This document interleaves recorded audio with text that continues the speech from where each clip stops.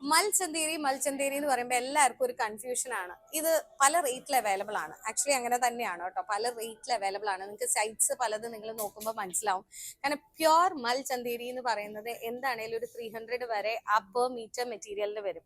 അപ്പൊ ആ ഫാബ്രിക്കിലാണ് വർക്ക് വരുന്നതെങ്കിൽ എങ്ങനെ പോയാലും നമുക്ക് ആ മെറ്റീരിയൽ ഒരു 800 to 1500 റേഞ്ചിലേക്ക് പോകും. അത് തന്നെ നമുക്ക് ഇപ്പോൾ അവൈലബിൾ ആണ്. സൂറത്ത് ചന്തേരി എന്ന് പറയുന്നതും റേപ്പിയർ ചന്തേരി എന്ന് പറയുന്നതും പല ടൈപ്സ് ഓഫ് ചന്തേരീസ് അവൈലബിൾ ആണ്. അതുകൊണ്ടാണ് ഈ റേറ്റ്സിന് വേരിയേഷൻസ് വരുന്നത്. അയ്യോ ആ സ്റ്റോറിൽ വില കുറവാണ്, ഈ സ്റ്റോറിൽ വില കൂടുതലാന്നൊക്കെ നിങ്ങൾക്ക് കൺഫ്യൂഷൻ തോന്നുന്നുണ്ടാവും. മെറ്റീരിയലിന്റെ ക്വാളിറ്റി ഡിഫറൻസിലാണ് ആ റേറ്റിന് ഡിഫറൻസസ് വരുന്നത്. അപ്പൊ ഇത് വന്നിരിക്കുന്നത് റേപ്പിയർ ചന്തേരിയിലാണ്. ഒരു ക്രഷ്ഡ് ഫീൽ ഉണ്ട്.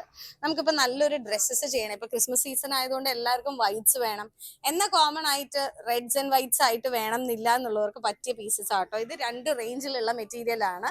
ജസ്റ്റ് നിങ്ങളൊന്ന് സ്ക്രീൻഷോട്ട് ഷെയർ ചെയ്ത് ചോദിച്ചാലും മതി, അവര് കറക്റ്റ് ആയിട്ട് റേറ്റ് എത്രയാന്നുള്ളത് നമ്മുടെ എക്സിക്യൂട്ടീവ്സ് നിങ്ങളെ ഹെൽപ്പ് ചെയ്യും. നല്ല പീസസ് ആണ് വന്നിരിക്കുന്നത് കേട്ടോ.